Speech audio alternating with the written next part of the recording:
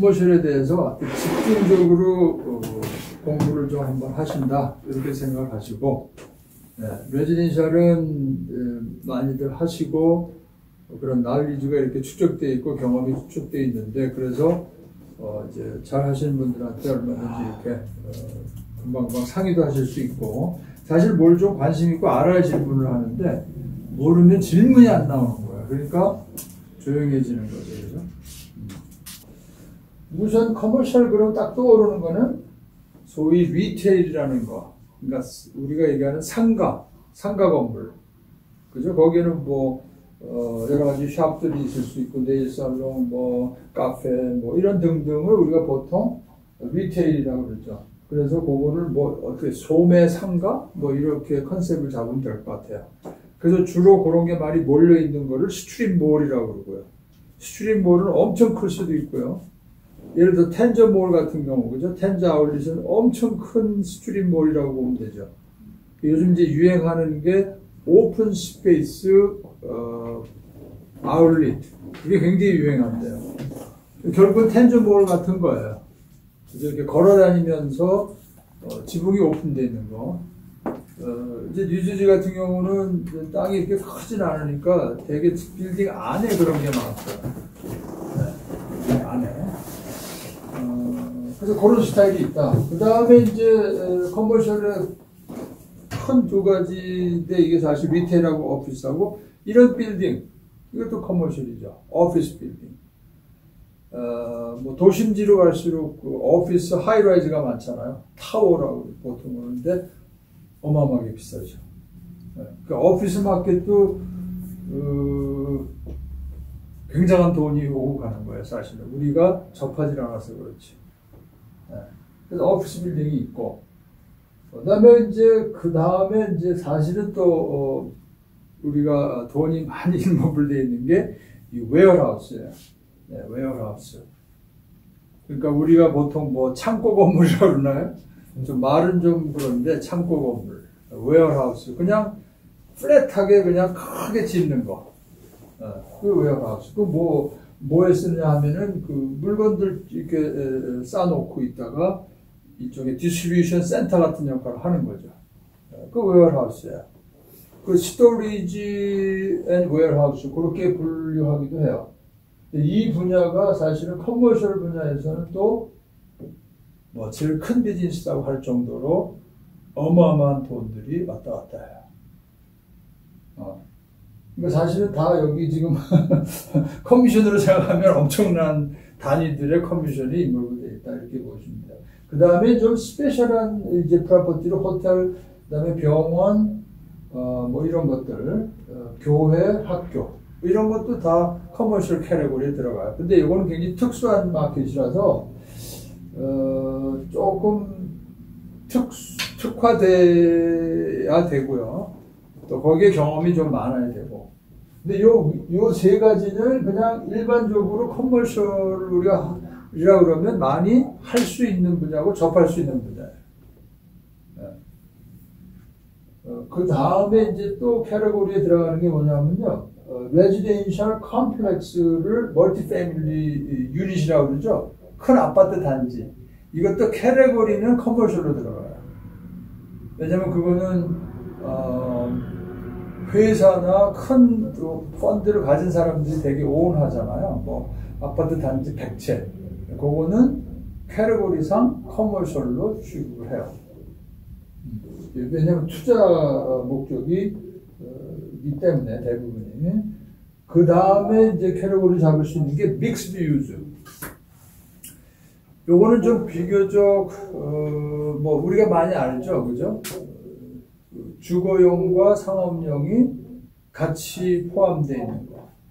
제일 좋아하는 약간의 좀 적은 소규모 투자자들이 좋아하는 스타일이죠. 여기 수원에도 그런 데 있잖아요. 밑에는 상가고 위에가 타운홈처럼 콘도가 있는데 계속 궁금한 게 거기 타운홈의 시세가 50만 후반에서 좋아요. 60만 불이에요. 근데 그 상가 위에 같은 평수인데 저는 음식 냄새나 그래서 안 살고 싶을 것 같은데 거기 아마 90만 불대 나와서 어떤 손님이 저한테 연락이 온 거예요. 그걸 자기 사달래 했어요. 그러니까 아니 이걸 왜 사시려고 그랬더니 이분은 이 밑에 식당까지 자기 거라고 생각을 하시는 거예요.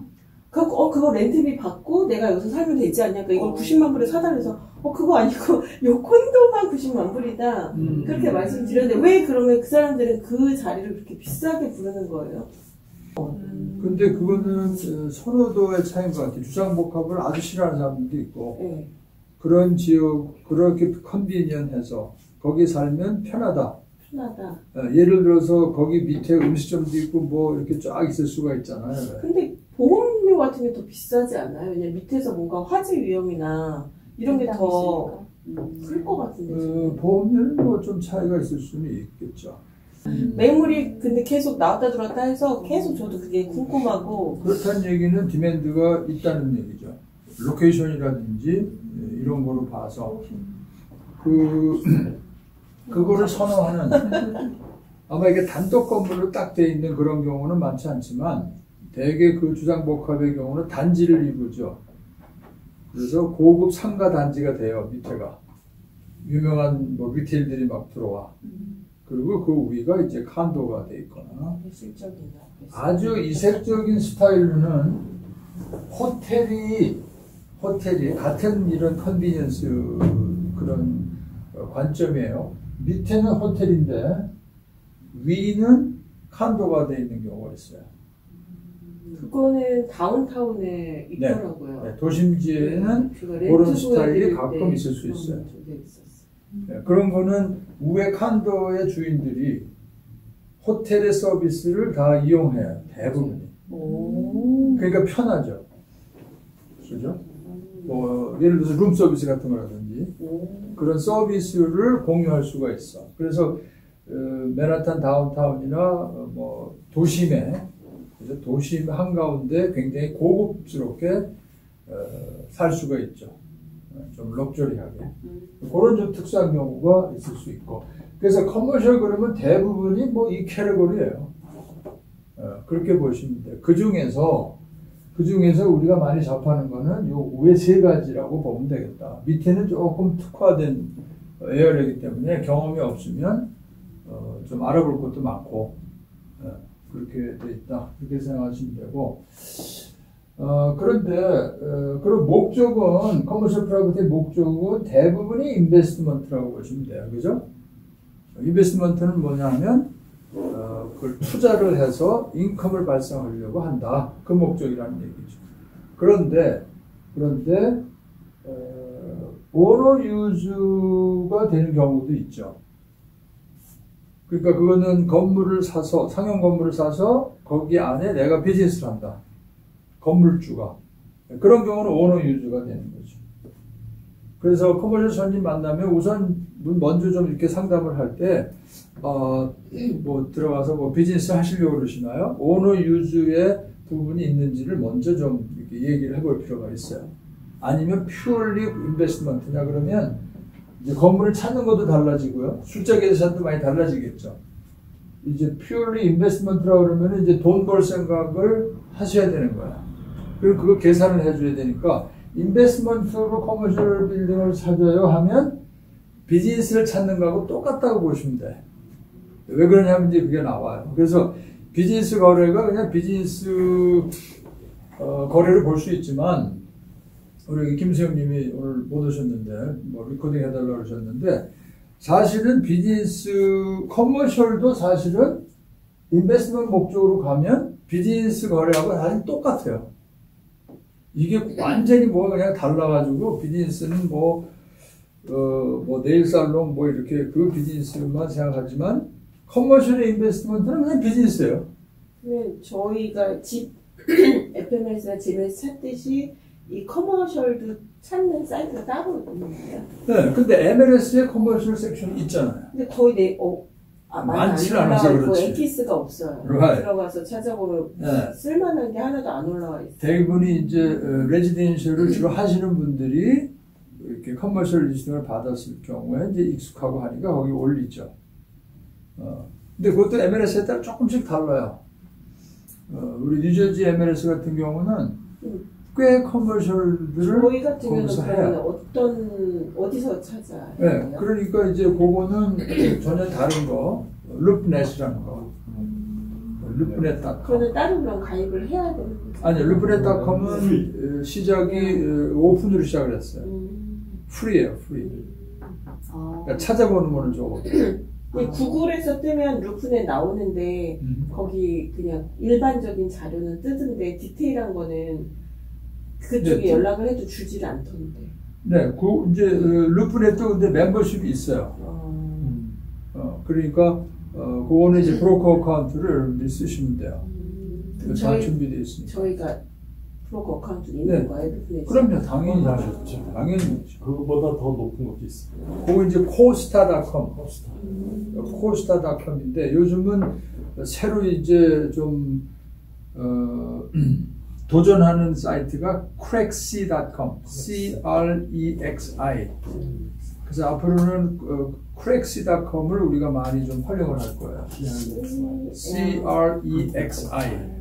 무조건 이거는 가입해야 커머셜 하려고. 근데 우리는 집을 받으면 무조건 MLS에 올려야 되는 거죠, 사실. 근데 커머셜은 올려도 되고 안 올려도 되는 거야. 왜 이렇게 물건이 없어요? 커머셜은 좀 루즈하다고 보면 돼요. 그래서 사실은 레지던셜 비즈니스 하기가 좋다는 게, 그리고 쉽게 접근할 수 있고, 차근차근히 돈을 많이 벌 수 있는 게 사실은 레지던셜 분야예요. 왜? 이게 굉장히 정형화되어 있어요.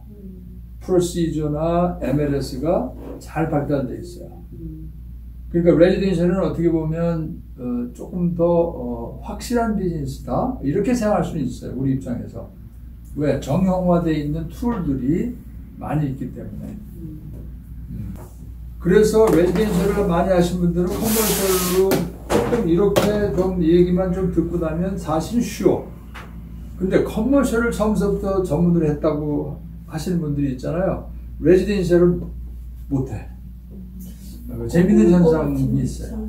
그래서 결론부터 말씀을 드리자면 이렇게 보통 얘기를 할 수 있어요. 레지던셜을 열심히 하세요. 레지던셜은 실질적인 이제 생활에 필요한 인컴을 번다. 예를 들어서 나의 이제 봉급같이. 그리고 커머셜을 또 하세요. 커머셜은 일종의 보너스라고 보시면 돼요. 왜? 단위가 굉장히 커질 수가 있어서 그래요. 레지던셜은 여러분들이 컨슈머를 상대하신다고 보시면 돼요. 컨슈머. 그죠? 컨슈머는 일반 소비자들이에요. 근데 커머셜은 프로들을 상대하신다고 이렇게 생각하시면 돼. 네. 그런 차이가 있어요. 그러니까 미국은 컨슈머 보호가 굉장히 세잖아요. 그러니까 레귤레이션이 그렇게 많은 거예요. 모기지, 집 모기지도 레귤레이션이 그렇게 많은 거예요. 그러니까 그걸 알아야 손님을 잘 이제 서비스할 수 있으니까 우리가 그 공부들을 하시는 거예요. 만약에 소송이 걸려도 프로페셔널들이 굉장히 불리해요. 그러니까 컨슈머 보호가 있기 때문에. 그래서 뭘 이렇게 조심하는가, 그래서 브로커한테 맨날 물어보고 이걸 해도 되느냐 안 해도 되느냐. 만약에 문제가 발생하면 컨슈머한테 굉장히 유리하다. 코트에서는 그렇게 봐요. 프로페셔널 너는 모든 걸 다 알아야 되고 모든 걸 아는 대로 해야 돼. 근데 네가 안 했어? 이렇게 된단 말이죠. 근데 커머셜은 좀 달라요. 그래서 루즈해요. 그러니까 커머셜은 경험이 상당히 중요해지는 거예요. 그런 레귤레이션이 굉장히 루즈해진다.